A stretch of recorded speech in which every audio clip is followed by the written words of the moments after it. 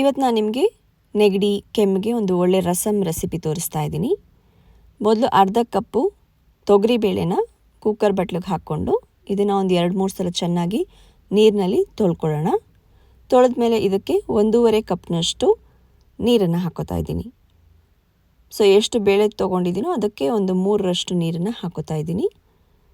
ಇದನ್ನು 1 ಅಥವಾ ಒಂದು 2-3 ವಿಸಿಲ್, ನಿಮಗೆ ಎಷ್ಟು ಬೇಳೆ ಬೇಯಿಸೋಕ್ಕೆ ನಾರ್ಮಲಿ ನೀವು ಎಷ್ಟು ವಿಸಿಲ್ ಕೂಗಿಸ್ಕೋತೀರೋ ಅಷ್ಟು.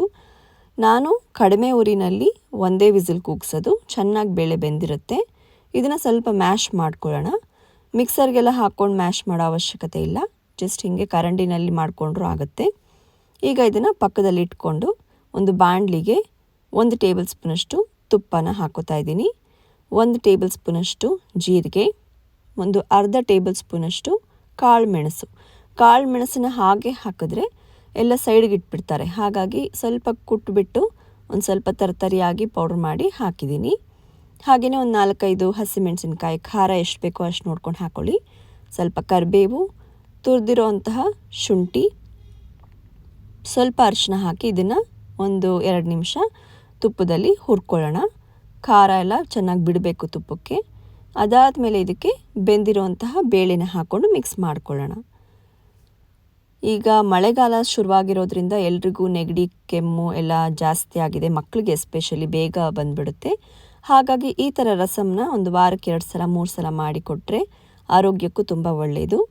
ಜೀರಿಗೆ ಮೆಣಸೆಲ್ಲ ಹಾಕಿರೋದ್ರಿಂದ ನಮಗೆ ನೆಗಡಿ ಕೆಮ್ಮಿಗೆಲ್ಲ ಒಳ್ಳೆಯದು. ಇದನ್ನು ಹಾಗೆ ಕೂಡ ಕುಡಿಬೋದು. ಅನ್ನದ ಜೊತೆ ತಿನ್ನೋಕ್ಕೆ ಇಷ್ಟ ಇಲ್ಲ ಅಂದರೂ ಸ್ವಲ್ಪ ನೀರಾಗಿ ಮಾಡಿಕೊಂಡು ಹಾಗೆ ಕೂಡ ಕುಡಿಬೋದು.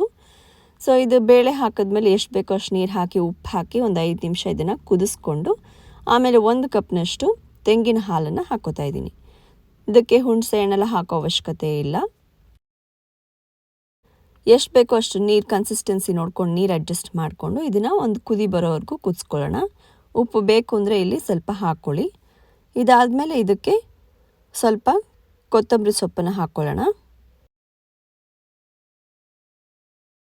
ಹಾಗೆಯೇ ಇಂಗನ್ನು ಒಂದು ಸ್ವಲ್ಪ ಹಾಕ್ಕೊಳ್ಳೋಣ. ಇದನ್ನ ಬೇಕಾದರೆ ನೀವು ತುಪ್ಪಕ್ಕೆ ಹಾಕಿ ಒಗ್ಗರಣೆ ಮಾಡೋವಾಗಲೇ ಇಂಗನ್ನು ಸೇರಿಸ್ಕೋಬೋದು, ನಿಮ್ಗೆ ಹೆಂಗೆ ಬೇಕೋ ಹಂಗೆ ಮಾಡ್ಕೋಬೋದು. ಸೊ ಇಷ್ಟು ಮಾಡಿದ್ರೆ ನಮ್ಮ ರಸಮ್ ರೆಡಿ. ನೀವು ಟ್ರೈ ಮಾಡಿ ಹೇಗೆ ಬಂತು ಅಂತ ತಿಳಿಸಿ ಕಮೆಂಟ್ಸ್ನಲ್ಲಿ. ಹಾಗೆಯೇ ನಿಮಗೆ ಈ ವಿಡಿಯೋ ಇಷ್ಟ ಆಗಿದರೆ ಲೈಕ್ ಮಾಡಿ, ಶೇರ್ ಮಾಡಿ, ನಮ್ಮ ಚಾನಲ್ಗೆ ಸಬ್ಸ್ಕ್ರೈಬ್ ಆಗಿ.